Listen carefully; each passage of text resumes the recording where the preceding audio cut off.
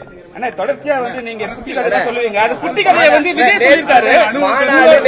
உங்களோட விஜய் அனுபவத்துல சொல்லுங்க. குட்டி கதையை நீங்க சொன்ன கதையை விஜய் சொல்லிருக்காரு.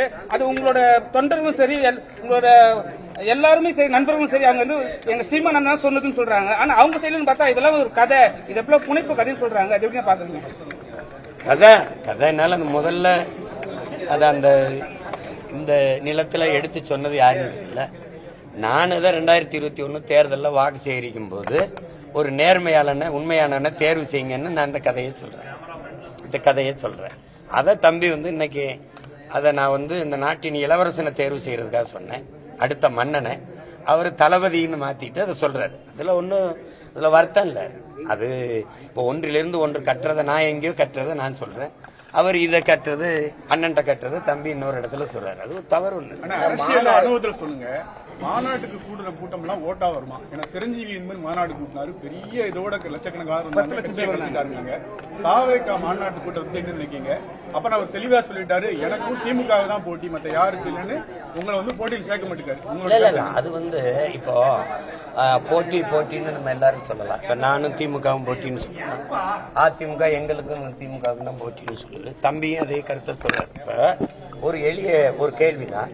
ஒரு சித்தாந்தத்தை ஏற்கனவே முன்வைக்கப்பட்டு அது மக்களால் ஏற்கப்பட்டு சித்தாந்தமா ஏற்கப்பட்டுச்சா எப்படி ஏற்கப்பட்டுச்சுங்கிறது வேற. 60 ஆண்டுகளுக்கு மேல அதிகாரத்தில் இருக்கிற ஒரு சித்தாந்த கோட்பாடு திராவிடம் திமுக அப்படின்னு. அந்த சித்தாந்தத்தை அதை தாண்டி இன்னும் ஒரு ஒரு அரசியல் மாநாடு கிடையாது உங்களுக்கு. நம்ம இது மரங்களின் மாநாடு, மரங்களுக்காக மாநாடு. அடுத்து மலைகளின் மாநாடு, அப்புறம் தண்ணீரின் மாநாடு. இது ஒவ்வொரு மாசமா நடக்குது. முதல்ல கால்நடைனா என்ன நீங்க ஒண்ணு கவனிச்சுக்கணும். செல்வங்கள் அப்படின்னு வச்சீங்கன்னா அமைதியா ஏதாவது நம்ம செல்வங்கள்னு வந்தா அதுல கல்வி, இந்த செல்வத்துல தானியங்கள், கால்நடை இதெல்லாம் வருது. அந்த கால்நடை செல்வங்களை பாதுகாக்க வேண்டியது நம்முடைய பொறுப்பு. அதுக்கு ஆடு மாடுகளின் மாநாடு, இப்போ மரங்களின் மாநாடு. இதுல நீங்க நினைக்கிற மாதிரி இதெல்லாம் இருக்காது. ரொம்ப உணர்வு பூர்வமான இது. மரம்னா என்ன, மரம்னா என்ன? இப்ப நீங்க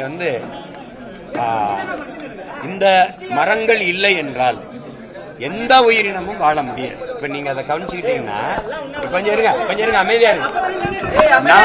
நாம